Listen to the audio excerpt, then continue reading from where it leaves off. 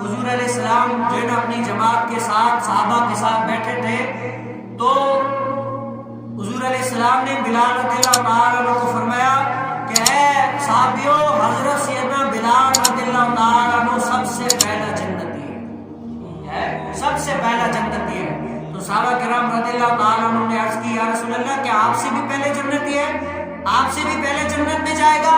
تو حضور علیہ السلام نے فرمایا ہاں، کیونکہ یہ جو ہے نا میری اونٹنی کی مہار پکڑتے ہوئے جنت میں داخل ہوگا۔ اب پہلے جو مہار جس نے پکڑی ہوگی وہ داخل ہوگا، بار موڑنے والا داخل ہوگا۔ اور حضرت سیدنا بلال رضی اللہ تعالیٰ عنہ ایک مرتبہ دیکھیں، اگر کوئی غریب ہے یا جس کے کپڑے پھٹے پرانے نا، آج لوگ ان کو سامنے دکھانے سے بھی کہتے ہیں چل بھائی تیرے کپڑے کیسے، تو ایسا ویسا ہے، کم ہے، ہم جو ہے نا پڑے۔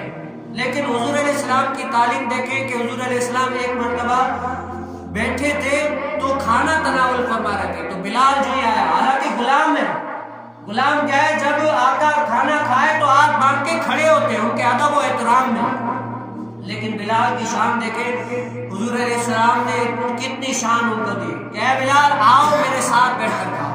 اب وہ غلام اور یہ آقا جو ہے نا غلام کو ساتھ بیٹھنے کی کہہ رہا ہے کہ آؤ میرے ساتھ کھاؤ۔ تو حضرت سیدنا بلال رضی اللہ تعالیٰ عنہ نے عرض کی کہ اے حضور میں جو ہے نا میں روزے سے، حضور علیہ السلام نے فرمایا کہ ہم جو ہے نا اپنا رزق ابھی کھا رہے ہیں اور بلال رضی اللہ تعالیٰ کا رزق جنت میں محفوظ ہے۔